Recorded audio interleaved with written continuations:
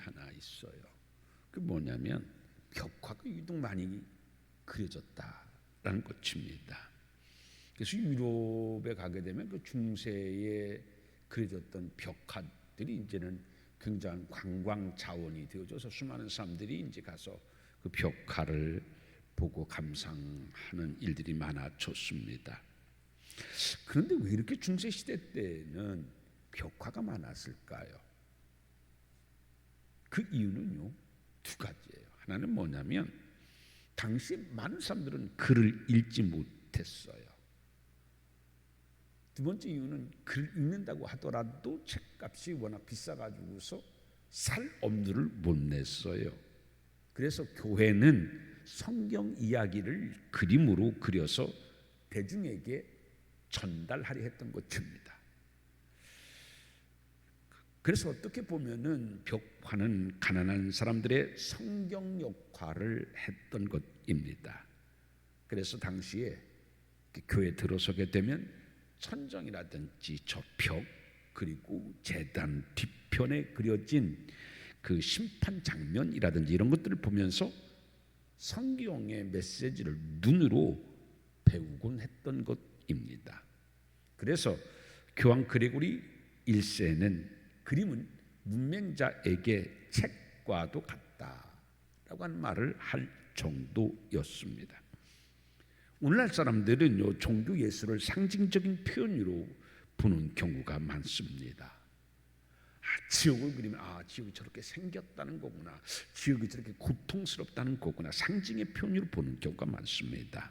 그러나 당시 중세인들은 심판 벽화를 상징이 아니라 실제 미래의 모습으로 보았습니다.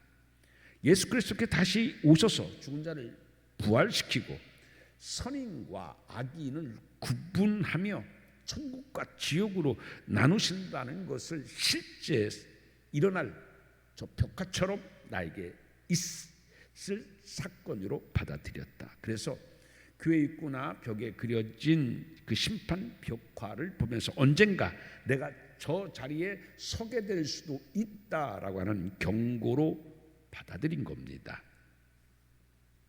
당시 중세 미술의 최고의 걸작으로 꼽히는 벽화가 있습니다. 바로 조토라고 하는 사람이 그린 그 최후의 심판이라는 벽화였습니다. 당시 이 그림은 두 가지가 있어요. 구원받는 내용 그리고 지옥의 공포와 온몸을 느낄 수 있는 그러한 내용 두 가지였었습니다. 그래서 당시 사람들은 이 벽화를 보면서 구원의 소망을 품는 동시에 한편으로는 동시 지옥의 공포를 함께 온몸으로 느꼈습니다. 이 벽화의 오른쪽 하단에 보게 되면 지옥이 있는데 이 지옥은 불타는 지옥으로 그려져 있습니다. 그런데 그 지옥의 중심에는 아주 거대하고 푸르스름한 악마 사탄이 앉아 있습니다. 그런데 이 사탄은 그 불 속에서 앉아서 뭐 하냐면 불에 탄 죄인들을 양손으로 붙잡아 뜯어 먹고 있습니다. 그리고 몸 아래쪽으로는 그 죄인들을 배설하는 아주 기괴하고 끔찍한 모습으로 그려져 있습니다. 그래서 그 그림을 보면 섬뜩합니다. 그래서 당시 벽화는 감상용이 아니에요. 예수님을 믿지 않고 바르게 살지 않으면은 저 지옥불에 떨어져서 나도 저 사탄에게 먹힐 것이구나라고 하는 강력한 경고이자 시각적 종교 교육으로 받아들였습니다. 이처럼 지금이나 당시 중세 사람들은 흔히 하나님의 심판을 생각할 때에 지옥의 불 생각합니다. 또는 갑작스러운 내가 감당하지 못하는 엄청난 고통의 재앙을 또 올리게 되어집니다. 그런데 성경은 이것보다 더 무서운 심판을 우리에게 말씀합니다. 그 심판은 뭐냐? 하나님께서 내가 원하는 대로 한번 해봐라 라고 하시면서 하나님께서 방치하는 거예요. 붙들어주지 않는 거예요. 그래? 내가 그렇게 여러 번 너에게 이야기했는데도 불구하고 깨닫지 못하는구나.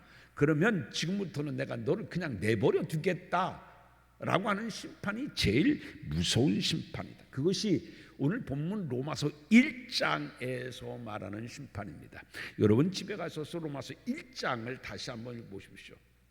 로마서 1장의 핵심은 뭐냐면 내버려 두시는 하나님의 심판에 대해서 기록하고 있다는 얘기입니다.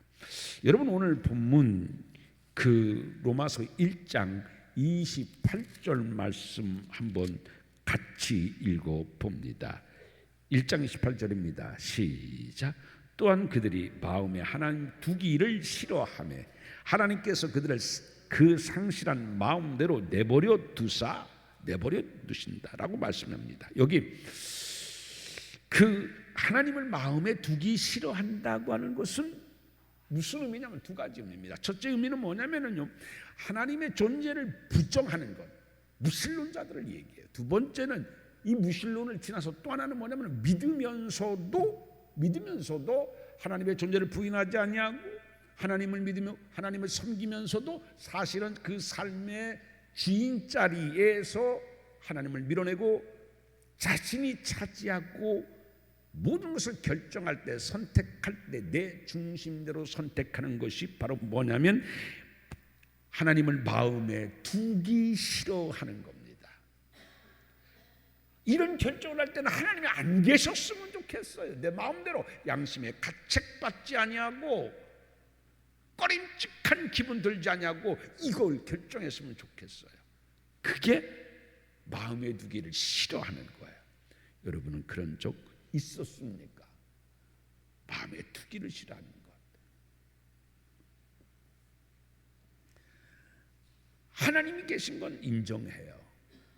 그리고 그 하나님 믿어요, 섬겨요. 그런데 내 삶의 구체적인 어떤 부분에서는 하나님 간섭하지 마시고 내가 내 마음대로 할 수 있도록 이때는 하나님이 판단, 하나님의 뜻, 이때는 두기 싫어하고 이렇게 제껴놓는 거예요. 그래서 자신이 모든 그 부분에서만큼은 자기의 삶의 결정권자가 누구냐? 하나님이 아니에요. 하나님의 말씀이 아니에요. 하나님의 뜻이 아니에요. 나예요, 나. 그게 뭐냐면 하나님을 마음에 두기 싫어한다라는 것입니다. 모든 죄 공통점이 있어요. 모든 죄 공통점은 뭐냐면 하나님을 마음에 두기 싫어하는 거예요. 하나님의 가르침을, 하나님의 뜻을, 하나님의 말씀을 내 마음에 두기 싫어하고 내가 원하는 대로 하고 싶은 대로 내 욕망대로 살아가고자 하는 것, 이게 모든 죄의 공통점입니다. 즉 성경은요 죄를 뭐라고 얘기하냐면요, 삶의 주인 자리에서 하나님을 밀어내고 자신이 모든 것을 결정하는 자기 중심성이 죄다, 이렇게 얘기합니다. 여러분 잘 생각해 보시고 모든 죄는요 결정권을 밀어내고 내가 결정하려고 할 때 모든 죄는 거기에서 시작하는 거예요. 여러분 하다못해 어떤 스케줄을 짤 때도요, 내 자기개발 얼마나 좋아요. 자기개발 참 좋잖아요. 요즘에는 현대인들은요 정말 자기개발을 치열하게 해야 돼요. 그렇지 않으면 정말 우리가 따라가기가 어려운 시대예요. 여러분 젊을 때는 시간이 잘 안 가. 나이 들면 시간이 왜 이렇게 빨리 가요? 이유가 있습니다. 우리가 그 시간을 인지하는 호르몬이라든지 이런 것들이 젊을 때는 굉장히 빨리 나와요. 막 시간을 인지하는 호르몬이라든지 뭐 판단하고 이런 것들은 막 호르몬이 많이 나오는데 내가 나오는 호르몬의 속도보다는 세상은 덜 변화되니까 늦는 거예요. 그런데 나이 들면 어떻게 해요? 이게 늦게 나와요. 시간을 인지하고 그걸 판단하는 호르몬이 늦게 나와. 근데 세상은 어때요? 엄청 빨라져요. 내가 따라가지 못하니까 어떻게 해요? 우와, 왜 이렇게 세상이 빨라? 그게 되는 거예요.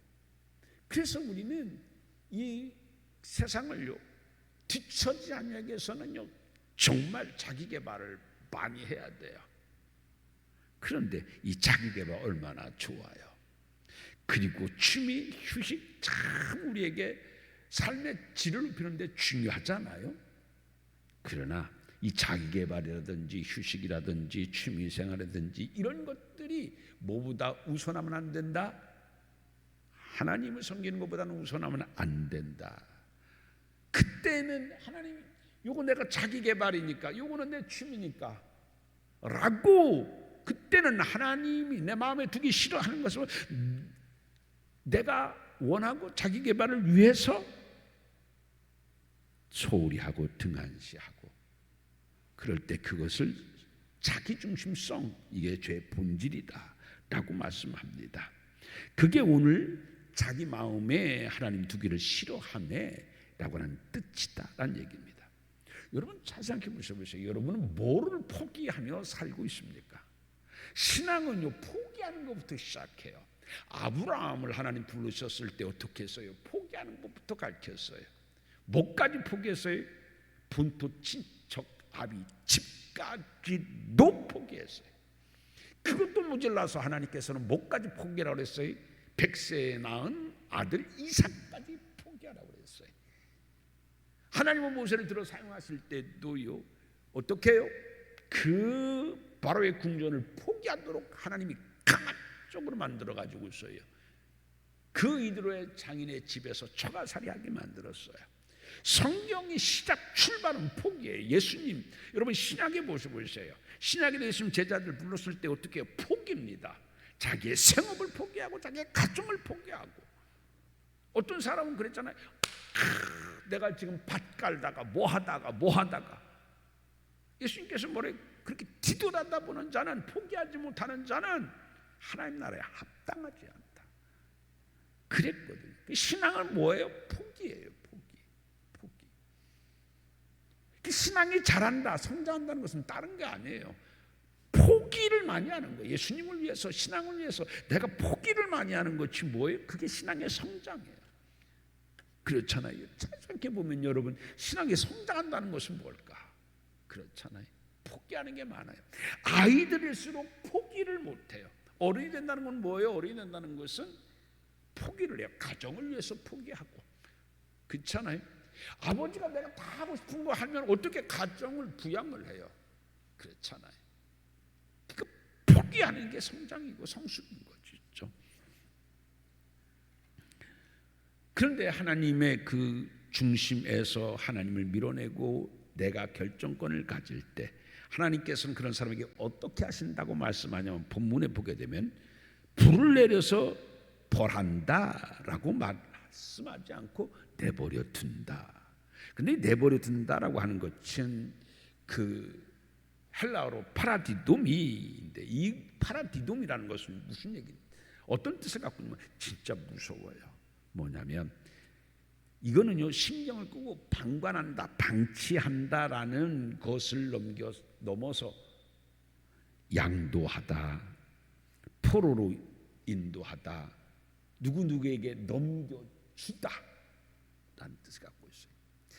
예전에 제가 이 설교를 언제 제일 처음 들었었냐면 그 청년 때 대학 다닐 때에 그 목사님으로부터 이 내버려둠의 심판에 대해서 설교를 했을 때 제가 굉장히 충격이었어요. 아우 진짜 무섭구나. 내가 이렇게 이런 선택을 하고 이런 죄를 저질렀는데도 괜찮은데 사랑의 하나님이라 그랬구나라고 제가 생각했었는데 그 목사님 설교를 듣고서 이게 내버려두는 거구나. 내버려두는 거구나. 그때 진짜 제가 흠집을 넘어서 섬찟했던 적이 있습니다. 그게 뭐냐면요 포로로 인도하다, 넘겨주다, 누구한테 넘겨주는 거예요? 하나님의 자녀에서 아닌 걸로 사탄으로 넘겨주다, 양도하다, 포로로 인도하다 라고 하는 뜻이다라는 얘기입니다. 즉 이 말씀은 어떤 말이냐면요 이제까지는요 하나님께서 막아주셨어요. 막아주시고 깨닫게 하시고, 그리고 은혜의 보호막으로 하나님께서 그를 함께 하셨어요. 그러다 계속해서 그 마음에 하나님 두기를 싫어하면 어떡하냐, 죄를 막아주시던 억제력, 그의 삶을 보호해 줬던 보호막을 일시에 걷어가서, 그러면 사탄아 네 마음대로 해라, 마치 욥을 시험하려고 할 때 하나님께서 그렇게 허락했던 것처럼 일시에 보호막, 하나님께서 막아주셨던 억제력, 이것들을 다 거두어서 그러면 너가 하고 싶은 대로 하라 라고 사탄에게 넘겨준다, 양도한다. 이게 바로 내버려 둔다 라고 하는 뜻이다라는 얘기입니다. 처음에는요, 우리가 어떤 선택을 할 때, 내 결정, 내가 하고 싶은 거 할 때 괜찮아요. 아무 일도 안 해. 맨 처음에는 꺼림직하고, 야, 지금 이 시간에 예배 시간인데 라고 하면서 꺼림직는데 나중에 그게 일상이 돼요. 괜찮아요. 근데 하나님은 오늘 그게 내버려 둔 것이다 라고 말씀합니다. 이 내버려 두다라고 하는 것은 요 로마서에 보게 되면은 3번 나옵니다. 1장에마도 3번 나오는데 24절 말씀에 보면 더러움에 내버려 두사, 26절에 보게 되면은 부끄러움에 내버려 두사, 그리고 오늘 28절 말씀은 상실한 마음에 내버려 두사, 이렇게 내버려 두사라는 말이 3번이나 나옵니다. 그러면 왜 하나님께서는 왜 막지 않고 내버려 두실까요? 막아야 되잖아요. 왜 내버려 두실까요? 하나님을 포기해서 그럴까요? 진짜 사탄이 우리를 어떻게 하든지 상관없으니까 에이 내버려 둬, 그런 하나님일까요? 왜 하나님 막지 않으실까요? 이유가 있습니다. 뭐냐면 사람은요 경험돼야지만이 깨달아요. 경험되지 않고, 맨 처음에 하나님은요 경험되지 않고 깨달으면 얼마나 그게 좋아요. 들을지어다. 근데 듣고도 깨닫지 못해요. 그러면 네가 그러면 경험해봐야 깨닫는구나 라는 얘기입니다. 스디슨 아픔을 경험해봐야지만이 진정 깨닫기 때문입니다. 그 사례가 누가복음 15장에 나오는 탕자의 비유입니다. 탕자는 자기가 마음대로 하고 싶었어요. 세상에서 마음껏 살고 싶었어요. 아버지 때문에 하고 싶은 거 못하고요, 눈치 봐야 했던 것 등등. 그래서 그는 아버지를 쫄라서 재산을 가지고서 아버지의 영향, 아버지의 간섭 없는 먼 곳으로 갔어요. 아버지는요 그런 그를 말리지 않았어요. 왜 말리지 않아요? 말려도 소용이 없어요.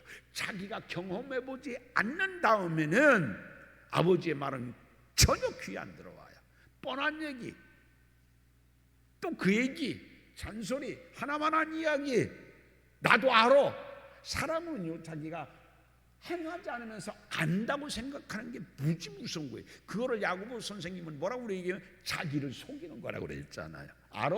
나도 알으면 안대로 해야죠. 안다는 거, 아는 것 따로, 내가 삶의 모습 따로, 그게 자기를 속이는 거잖아요.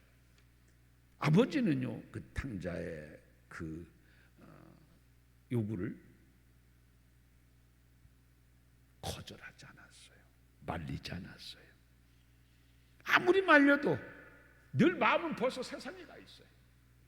지가 하고 싶은 거 어떻게든 할 거예요. 그걸 깨닫는 것은 아버지의 말로 걔가 깨달을까요? 안 된다는 것을 알았어요. 그러면 네가 경험해봐라. 그래서 말리지 않았어요. 아버지가 준 돈을 가지고 먼데 갔어요. 얼마나 신났어요. 이렇게 세상에 좋은 게 많은데, 즐길 게 많은데, 이렇게 할 일이 많은데 정말 좋았어요. 그런데 나중에 어떻게 해요? 다 허랑방탕 낭비하고 어떻게 됐어요? 이제는 돼지고기를 먹어야 하는 비참한 지경에 이르러서야 내 아버지 집에는 양식이 풍족하고 일꾼도 품꾼도 얼마나 많은가. 그때가 좋았구나. 그때 아버지의 영향력 보호막 안에서 살던 때가, 아버지의 가르침, 아버지께서 말씀해 주신 대로 살았던 것이 내가 행복하고 은혜였구나. 떠나보니 어떻게 해요? 보호막이 사라지니 그때야 스스로 뉘우치고 깨닫고, 그래서 어떻게 해요? 돌아왔잖아요. 그전에는 아버지가 아무리 말해도 하고 싶은 것에 꽂혀서 귀에 안 들어와요. 사람이 다 그래요. 그러다가 건강이 깨지고 자신도 모르게 보호해 줬던 하나님의 은혜의 보호막을 갑자기 하나님이 거두어 가시면 삶에 갑자기 예기치 검은 구름이 몰려오고 예기치 않는 어려움이 찾아왔을 때야 비로소 자신이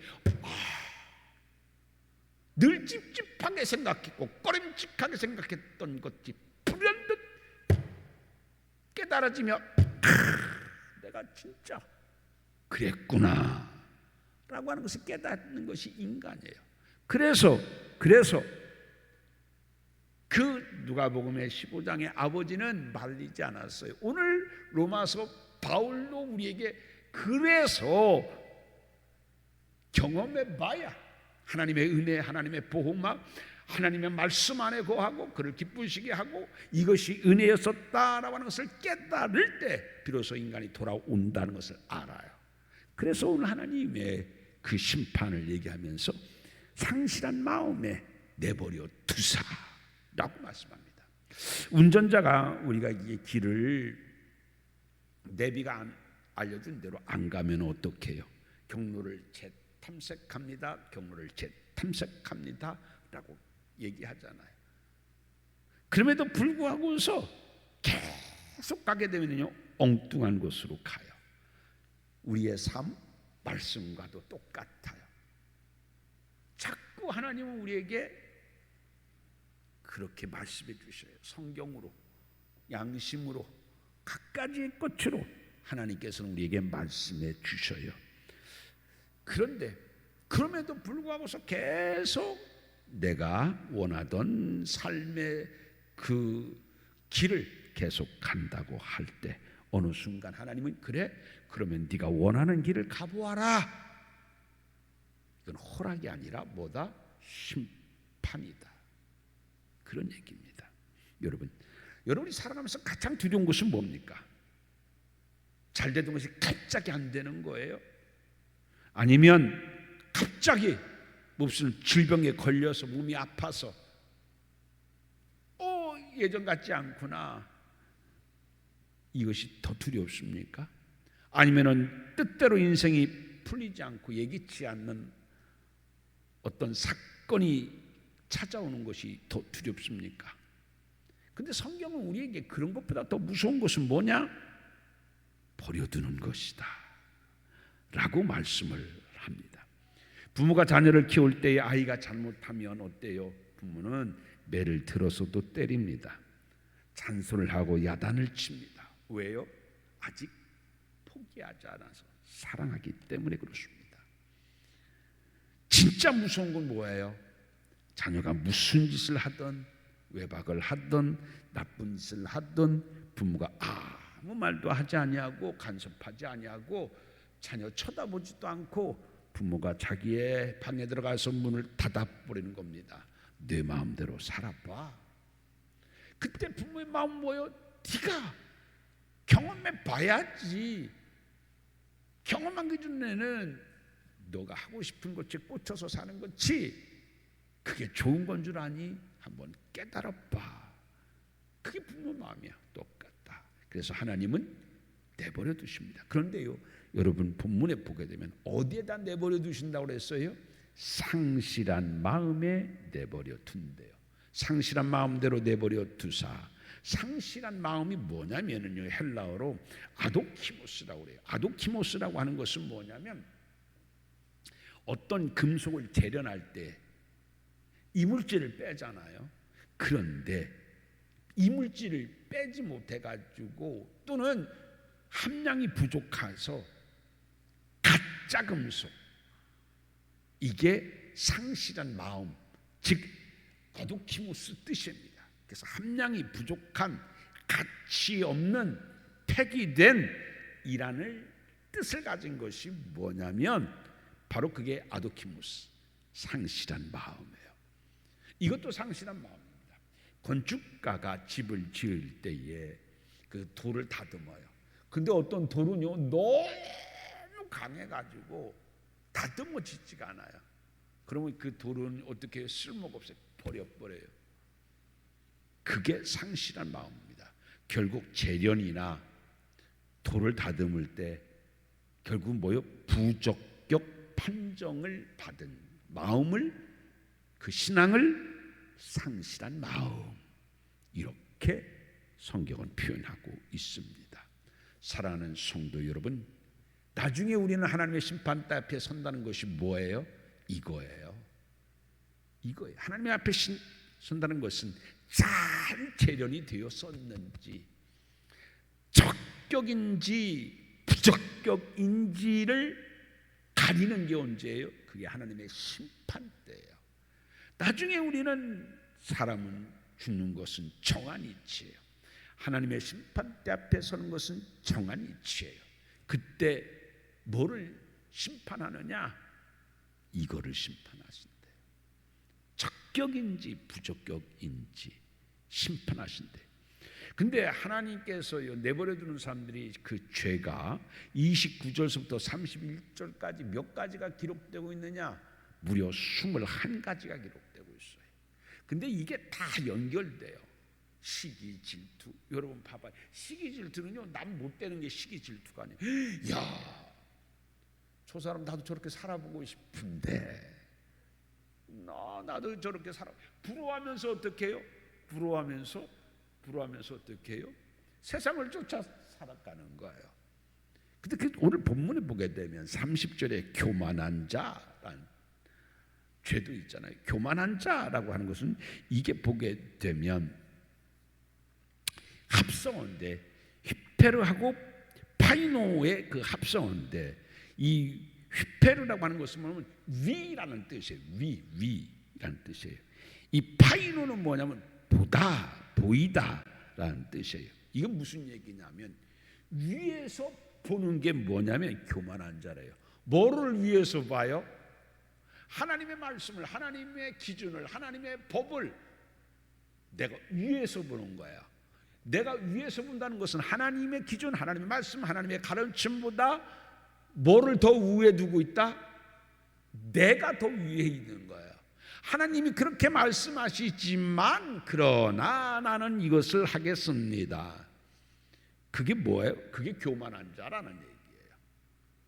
그게 하나님께서 그래 그러면 그렇게 해봐 라고 말씀하신다라는 얘기입니다. 여러분, 교만은 결국은요, 하나님의 주권과 자기 주권 속에서 어디에 선 삶을 얘기해요?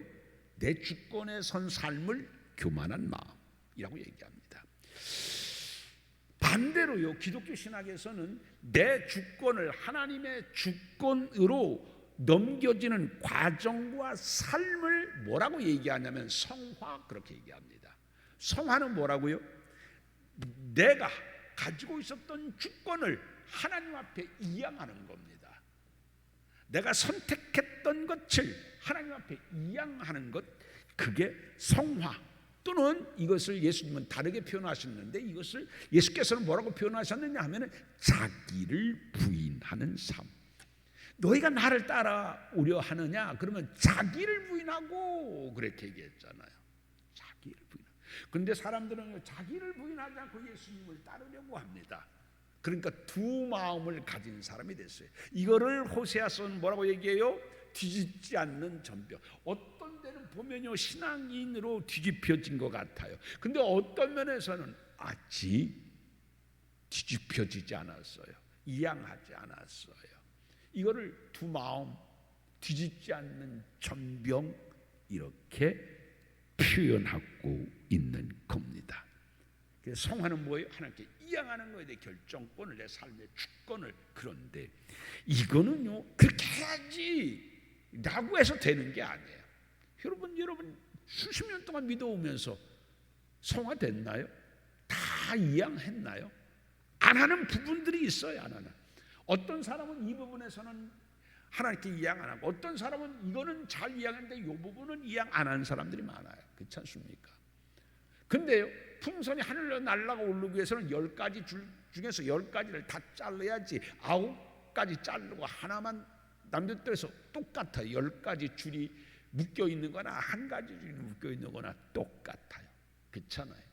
부인은, 예수께서 말씀하신 부인은 뭐냐면 9가지의 줄만 부인하는 것이 아닙니다. 뭐예요? 다 부인하는 거예요. 신앙은 아까 얘기한 것처럼 포기, 버림에서부터 시작되어지는 것입니다. 그런데 이 성화, 포기, 자기 부인은 어떻게 이루어지느냐 하면 내가 오늘부터 그렇게 살아야지 해서 사라지는 게 아니에요. 왜냐하면 사람은 그렇게 쉽게 바뀌어지지 않아요. 여러분 자신을 잘 알잖아요. 그렇잖아요. 여러분 자신을 잘 알아요. 그렇게 바뀌어진다고 바뀌어지나요? 작심삼일도 못 돼요. 하루에도 아침에 먹은 마음, 점심에 먹은 마음, 저녁에 먹은 마음 다른데요. 사람 마음은 얼마나 수시로 바뀌어요. 바뀔 때도 그냥 바뀌나요? 내가 내 자신을 합리화하면서 핑계를 대면서 여러 가지 환경, 여건 이런 걸 핑계, 그러니까 하고 굉장히 편안하게 내 자신을 포기 못하는 나를, 성화 못하는 나를 굉장히 편안하게 다루면서 늘 그 자리에 있게 만들잖아요. 그런데 그럼 어떻게 해야지만 우리가 성화를 하느냐 하면은요, 여러분 따라서 합시다. 어떤 결정을 하든 어떤 선택을 하든 5초간 동안은요, 어떤 결정하지 말고 5초간은 질문을 해야 돼요. 누구에게 질문하느냐? 하나님께, 예수님께. 예수님, 하나님, 내가 지금 이러이러 하려고 하는데 예수님 어떠세요? 라고 하나님께, 예수님께 결정합시다. 결정권을 누구한테 드린다고요? 하나님께. 내가 그렇게 해야지, 살아야지 라고 하는 마음 갖고는 안 돼요. 어떤 결정을 하거나 어떤 선택을 할 때는 멈추는 거예요. 내 생각, 내 욕심 다 비우고, 하나님, 어떤 것이 하나님을 기쁘시게 하고 하나님의 뜻입니까? 라고 생각을 멈추고 하나님 앞에 내 선택권, 내 결정권을 이양하고 결제를 받아야 돼요. 순간순간. 그러다 보면 우리가 어떻게 돼요? 그러다 보면 이게 자기 부인이구나, 이게 성화구나 라고 하는 것을 알게 되고, 그때 우리는 세상이 주는 기쁨이 아니라 그런 하나님께 이양되어지고 하나님을 오히려 기쁘게 하는 걸 통해서 내 영혼에, 내 삶에 차오르는 기쁨, 그게 하늘이 주는 기쁨이고 그게 하늘이 주는 평화입니다. 사랑하는 성도 여러분, 오늘 하나님은 우리에게 말씀합니다. 내 결정권은 하나님께 이양됐느냐? 아무쪼록 우리가 하나님 앞에 내 삶의 모든 결정권을 이양하고 성화하면서 살아가는 우리가 되어지기를 주님의 이름으로 축원드립니다. 기도합니다. 아버지 하나님, 내버려 두심에 이것들이 편안한 것이 아니라 무서운 하나님의 심판임을 우리가 다시 한번 깨닫고, 이제 어떤 결정과 선택을 할 때 하나님, 이것이 과연 하나님을 기쁘시게 하는 일입니까? 하고 고민하고 하나님의 결제받는 우리 되게 하여 주옵소서. 아예 우리의 마음에 하나님 두기를 싫어하여 그냥 내 마음대로 결정하는 어리석은 범하지 않게 도와주시옵시고, 어떻게 하는 것이 하나님을 기쁘시게 하는 결정인지를 늘 하나님 앞에 고민하며 결제받는 우리가 되게 도와주시사, 정말 다듬어져서 가치 없는 것에서 가치 있는 신앙인들 되어지기를 원합니다. 함량 미달에서 하나님을 기쁘시게 하는 좋은 금 같은 신앙인 되게 하여 주옵사. 우리를 통하여 하나님의 영광이 드러나고 신앙은 저렇게 신앙생활 하는 거구나 본이 되며 살 수 있는 우리 되게 하여 주옵소서. 예수님 이름으로 기도하옵나이다. 아멘.